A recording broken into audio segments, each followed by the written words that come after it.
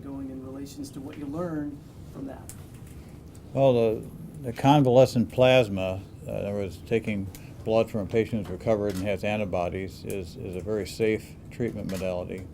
And so we felt very confident giving it to Dr. Sacre. He got better, like I say, he got several things went on at the same time. We don't know whether that was responsible or not. But because of the safety and the fact it's been used for dozens or hundreds of years in the past, so we certainly felt confident doing that with our current patient too. How's he doing so far? Well, as I said yesterday, sick but stable. That's all I'm at liberty to say. What's the point of giving the blood from Dr. Brantley? Can you just explain in really plain English, what's the point, what's the hope?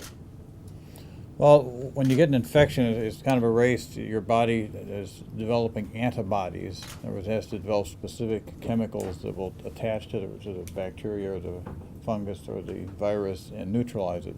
It takes usually 10 to 14 days, sometimes longer, for that to happen.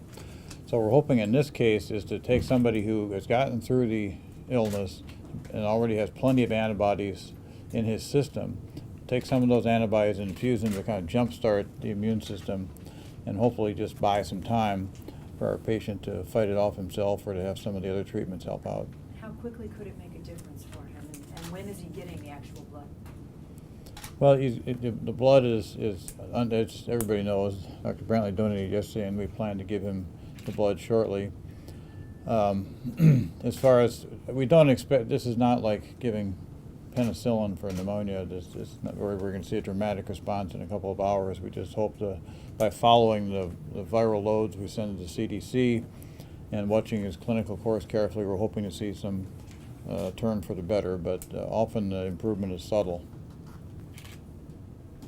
How important is it for a patient with Ebola to get treatment early, like Mr. Mukpo and Dr. Sacre was able to? Well, I think it's very important. Again, we're learning about the disease with, I think, 14 cases been repatriated to the developed world. There is a feeling amongst the clinicians that treat these patients that if you can get fluids in them early and balance their electrolytes, you can prevent some of the complications. But even that's just a supposition, but it makes a lot of sense. What type of advantages or facilities does the biocontainment unit here offer that a typical hospital might not have? Well, we try to offer the patient care that's very similar to what he would get in a critical care of a large hospital anywhere in this country, an intensive care unit, for instance. But maybe what separates us from the typical ICU you might see in another hospital is the protective barriers that we have to protect our staff, the rest of the hospital, and the community from a potential escape of this infection. Do you think there's an expertise advantage with having the infectious disease specialists here, such as yourselves, to treat patients like this? Well, I'd like to think so. We feel we learned a lot, and we learned a lot from other centers. When we had our first patient, we didn't have much experience, of course. We called the CDC, we called the other centers, we called Emory, and shared our experiences, and now people are calling us and asking for our advice. But we feel we learned some things about the natural course of the disease and how to intervene, and we're applying what we've learned to the new patient. Can you talk at all about the actual administering of Dr. Brantley's blood to your patient? You have obviously done this before, and I'm assuming there are precautions taken. Yeah, it's basically, it's like a transfusion, except you don't transmit the red blood cells, you just do the plasma, the other part of it. And the transfusion is coordinated by the transfusion experts here at the Med Center.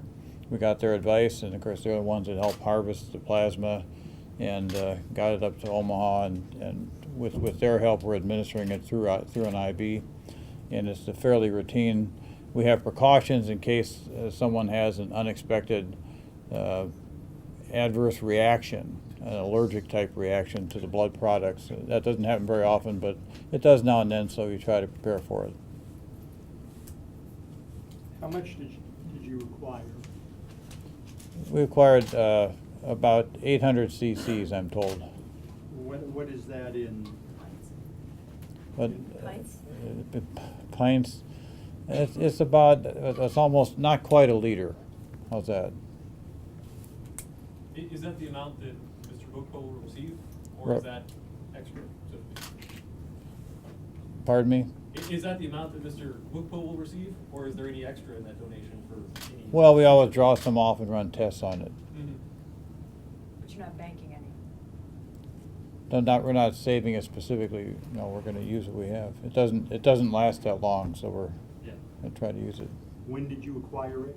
Did you say yesterday? Yes. And how was it transported? I'm not sure. In fact, I read an article it was transported by air, but I didn't make the arrangements. Can you comment, Dr. Smith, can you comment on Mr. Duncan's passing? I wonder if the questions are being raised about why he didn't get a blood transfusion and why the experimental drug perhaps didn't work for him. Well, first of all, there are a small number of patients, and I don't think any two have gotten exactly the same treatment program. Some in Europe, for instance, have gotten minimal therapy. Some have gotten 3 drugs or more. And there's such a small number of cases and no proven method of treatment that's successful. So people are going to try and find their way along and administer a drug that's going to be well tolerated. In making the decision, we find that we're trying to balance the condition of the patient, the latest word on which drugs might be effective, and what the safety profile might be, and so forth. So it's a last minute, what they call a game time decision based on that. Did you talk to the physicians in Dallas? Were you consulting with them? I exchanged emails with Dr. Goodman, but I didn't talk to him directly. And do you know if they consider blood transfusion? No, I don't know. What do you mean by game time decision? In other words, you can't open up a textbook and say, look under Ebola and say, give drug X or drug Y. These are all new drugs. There's very little experience in humans. And by game time decision, I mean we might call someone in France that's used something a few days ago, and they'll think that it's safe and has a nice result. And that would weigh into our decision. So it's really a moving target as far as trying to find what to give these individuals is the safest and the best, because there's no established treatment. Have you called France? Not directly, no. That was an example. I don't speak French. Dr. Florescu, could I ask you, is that how you pronounce it? Yes. Tell us what your experience has been like with the patient, because we haven't seen you yet. Have you been in with him? I've been in this morning to help with the patient. Louder, please. I've been in this morning to help Dr. Smith with the patient. And how is he? We cannot comment too much on his clinical progression. And does anyone know, this is a tough question, but did anyone tell him about the passing of Mr. Duncan? I don't know. We didn't tell him, but I don't know if he didn't read on internet. Does he have internet access? Not at the moment, No. although his parents were going to get him a laptop. But at the moment, I don't believe he does. And not watching television at the moment? No, he's not up to Is there that. concern about how the transfusion might interact with the experimental drug? I'll let Dr. Florescu, who's got some experience with the experimental drug, I'll let her answer that. So there is no clear data that the infusion of the antibodies would have an interaction with the experimental drug. There is concern, but we don't have clear data, in vitro or in vivo data at this point. But he would need both the drug and the infusion at this point. You said there is concern. It might be. So in theory, it's always a possibility, but we don't know for sure. There is no data that we might have some adverse events if we infuse both. So we don't know. How many doses has he had of, I can't pronounce it? Brincidofovir. We started brincidofovir this week, so he had only 1 dose. When was that? 1 dose. When was that? Monday. Is there, Dr. Smith, any noticeable change from that point? I mean, do you have any way of knowing if it's helped? No, we can't really tell because what often happens with Ebola is patients come in with fever and then they get worse for several days. So it's hard to tell whether what's going on might be due to the natural history of the disease and separate that out from the drug. The way this drug is going to be evaluated ultimately is we're drawing daily viral levels in his blood, sending them to the CDC, and they're going to compare drug levels with virus levels from all the different centers, and then provide some guidance for us as to what might turn out to be the best treatment in the future. Can you give us a scenario as to the probable reasons why the person in Dallas who passed away was sent home from that hospital? Do you have any idea why, like a probable reason why that would happen? The No, first time? I've read a little bit in the newspaper, and I've read some of the information I've seen it's all indirect, and some of it was conflicting, so I really can't. Obviously, there's a big emphasis on trying to get a good travel history, and that's been reinforced after this unfortunate incident, but I don't know enough about the details to really comment on that. In general, could that 2-day gap make a difference? A patient going to an ER and leaving with antibiotics and coming back 2 days later with Ebola? Would that time delay make a difference? It can. The cases are different, but in general, once you have the first several days with non-specific symptoms like fever, and then once you start to get symptoms like specific symptoms like diarrhea, vomiting, so possibly even bleeding, then the disease can move fairly quickly. So time is theoretically important. So once you get to the stage where it's organ failure, where a patient's on kidney dialysis, is it almost too late to try something like a blood transfusion? Yeah, it just once you get to that point, then treatments, including he also got brincidofovir, but treatment, he was already, in my understanding, getting artificial ventilation and getting kidney dialysis. So at that point, it's whatever any kind of intervention, whether it be an antiviral drug or convalescent plasma, is less likely to work. Dr. Smith, are you familiar with the Spanish nurse who contracted Ebola? Again, I know a little bit about that case that I've read, but I don't have a great understanding about what happened. It's certainly concerning. Yeah, does it change any procedures or responses in the situation here? No, I have to compliment our staff for being really calm, and nobody has. We're all nervous and keeping an eye on things, but nobody has changed anything they're doing. Nobody has said that they don't want to work up there anymore. They're on board totally. I think a lot of it has to do with the fact that we've been practicing for years, and it's, a break-in technique is possible anywhere, no matter how fancy your preparation is. But we're very confident in the gear we have, and even more confident in the way we monitor that. We have we call a donor and a doffer, and in other words, we don't trust anybody to get dressed completely correctly every time. So there's a checklist on the wall, and someone stands there and watches you put on your gear item by item, and checks you out and lets you go into the hot zone, as it were, where the patient is. And then when you come out of the room, same thing. Someone says, all right, first take off your gloves, wash your hands, take off your mask. We have a certain order we go in, and nothing is ever 100%, but we feel very confident that our having someone right there watching you and a checklist on the wall gives us the best chance of minimizing human error. You call that a donor and a doffer? Right, D-O-N-N-E-R and doffer, D-O-F-F-E-R.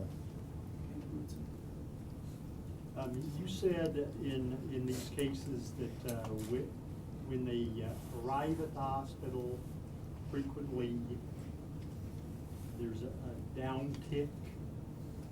Is that the case with this? Yeah, sometimes if you get a patient early, they may look stable, and it might be deceptive because they might be about to head into what we call the secretory phase of the illness, where they start losing a lot of fluids from their intestinal tract at either end. Is that the stage that you're at now with Mr. Mukpo? No, that was a general comment. If the transfusion and the experimental drug don't help, if his condition doesn't start improving, what other options are there? Well, there's a drug called Tecmira that was used in our first patient, has been used in a number of individuals. There are a number of other drugs that have even less experience. So if things don't go well, we'll be on the phone, talk to every center we can that's using something, and try to put our heads together to come up with what looks like the best treatment. There is some people feel that this or that experimental antiviral has really helped their patients, and other experts who have taken care of a couple Ebola patients say that they think it's just fluids. Aggressive fluid management, maintain the blood pressure, maintain good urine flow, balance the electrolytes, and do what we would normally do for an intensive care unit patient. That if you do that they'll do well on their own. So we're not even sure of the value. There is a conference call with all the people who have experience in this area that the World Health Organization and CDC put on so everybody can share their experiences. On that call, did the Dallas team weigh in? Did they share anything that they've concluded about what they did or didn't do? Well, every group shared their experiences, and they, because it's a confidential call, I can't say what they said, but they were included. When was that? The last one was today, this morning. I was asking if your patient had a downtick, though, when he arrived. Again, that's sort of a patient-specific information I prefer not to go into.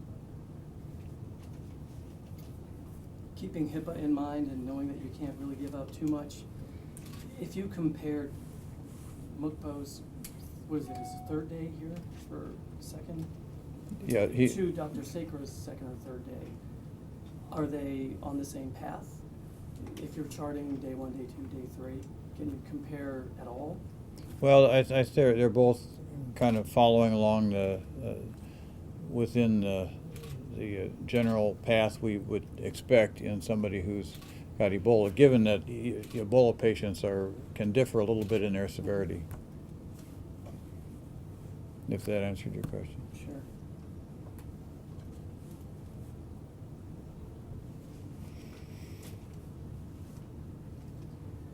At this point, do you feel like the biocontainment unit and the staffing is working well? Did you have enough volunteers and a good team? You know, and had Dr. Sakra's experience, and now with Mr. Mukpo, do you feel like you've got a good handle on how to run things? Well, let me put it this way. We feel we learned a lot from Dr. Sakra, both in terms of the best way of doing things and about how the disease behaves, and that's helped our confidence in dealing with another case right now. Our staff is wonderful. They're diligent. They're meticulous. And currently, we actually have more applications to our staff than we can take. So our staff depth is very good, which is ideal because you don't want the staff to get fatigued. Having said that, even though we feel good about our isolation, we feel good about our ability to care for an Ebola patient. You can never get very confident with a disease that has such a high mortality rate. That it can act up and become very difficult to deal with in short order. Can you cite 2 simple things you learned from the Sakra experience? I'd say one of the things we learned was that on-site laboratory is something that we think is helpful, and in between the first patient and the second patient, we built a small laboratory with the aid of Dr. Steve Hendricks and the Nebraska Public Health Laboratory, a small laboratory in the unit on site. So some blood work is done right there and can be done quickly and simply, and other blood work goes over to the NPHL laboratory. I think that's lesson 1. And lesson 2, I guess we learned that one doesn't always have to use the absolute maximal gear all the time. We did an internal analysis of whether or not to wear PAPRs, but since this is not an airborne disease, we decided PAPRs would allow more chances actually for us to contaminate the equipment and spread that contamination. So we went down to our current thing, which is we have a N95 respirator and eye protection, actually double eye protection and head coverings, as well as a water repellent surgical gown. So I guess the general point is that we, with the help of our staff, we individualize the level of protective apparel as we go along. What's PAP or? Sorry, powered air purified respirator. Powered air purifying respirator. The headpiece, isn't it? Right, What you wear over your head? right. So if we were dealing with a disease like tuberculosis or measles or smallpox that could be spread by air, then we would all be wearing PAPRs. This disease is not spread that way. So actually, by having a PAPR that requires a lot of manipulation by hand and a battery pack, it allows more potential for contamination in the external surface. Time for a couple more questions. Are there any lessons that you take away from the Dallas experience? I mean, it's what everybody's talking about today. Everybody's sad for what happened to that poor family. I just wonder if there are any lessons or thoughts about what happened there. Well, without knowing all the details of what happened, I think the number one is that we need to be vigilant to, when we screen people who enter the healthcare system, as to travel history, and that's not something new, but that's something that we want to reinforce. Secondly, I think that while his death is very sad, it's not surprising. This disease, even in this country, is going to have a significant mortality, and it's unfortunate, but that is something that also is not unexpected. And I think maybe a third lesson is that every hospital, not just places that have biocontainment units, but every hospital has to at least have a plan of some type to deal with a patient like this that might walk into the emergency room. Are you confident that most hospitals do or not? I'll let the CDC make that call. Dr. Smith, what do you think of the additional screening that they announced today will be done in airports for people coming from West Africa? Do you think that's going to be effective? Well, I don't know the details, but I just say in general, thermal screening was tried in SARS and in China, and there's good news and bad news about it. I mean, the good news is I think we're trying to ramp up our vigilance. The bad news is the vast majority of people with fever do not have Ebola, but they'll have a cold or a sinus infection, and it's going to slow down the throughput of passengers. So it's hard to balance, again, the individual rights, if you will, and convenience of versus societal good. But I think there's enough anxiety that there's an impulse to try to do something. What did you describe the patient's condition as again? I said sick but stable. Dr. Smith, you sort of hit upon this, and it seems like this is an expression that's been going around in terms of uncharted territory for people in medicine, so folks like yourself. You also mentioned that a lot of hospitals, there's no sort of standardized procedure or sort of method of dealing with each individual case. It seems like each medical organization is kind of trying things on their own and just kind of trying to come up with stuff. This blood transfusion seems to be the latest sort of, I guess, effort. Would it be safe to say that it's sort of, you guys are still kind of, and not to sound glib about this, but it's still sort of kind of seeing what works and seeing what, what takes effect, I guess? There's no sort of real method yet developed, I guess, that you guys can all sort of just follow it in a sort of a standardized procedure. You guys are still kind of figuring it out, I guess? I think that'd be fair. It's not, if you had a TB patient, for instance, came into the hospital with tuberculosis of the lung, they would be getting virtually identical treatment in any hospital in this country. But this is a disease for which there is no proven effective therapy and very little experience in the developed world. So just like any doctor, you have a patient, you want to give the best treatment, and you're not sure what that is, and you might, this week it might be drug X, but then the CDC might analyze their results and say that the toxicity might be greater than they thought, or perhaps when they analyze the viral load, we don't have that information during the treatment often. They'll retrospectively look back and say, how much did the virus load drop, and was the patient, and did it drop while they were getting plasma transfusion or while they were getting a certain drug. I know that there is effort at the World Health Organization, the CDC, and National Institute of Health is putting together an effort to try to standardize therapy, and so that perhaps the time may come when you get an Ebola patient and the NIH says you need to give drug X and measure the results, and we'll see what happens. So until that time comes, where it's somewhat of an individual thing. Access to drugs differ in different countries. Some drugs are in favor, out of favor. ZMapp, which was used in the first several cases and people were very enthused about, is no longer available at the present time. To what degree do you worry about over-treating? Well, I think any physician worries about over-treating. You balance the risks and the benefits of any medication you give your patient, and especially since some of the medicines have side effects that mimic the disease, you have to use your refined clinical judgment to try to decide that. So you're always worried about side effects as much as you're worried about how effective the treatment is. Okay, I think we'll call it a day at that. Thanks everybody for coming out, and we'll have someone to see you back down to the lobby. Thanks again.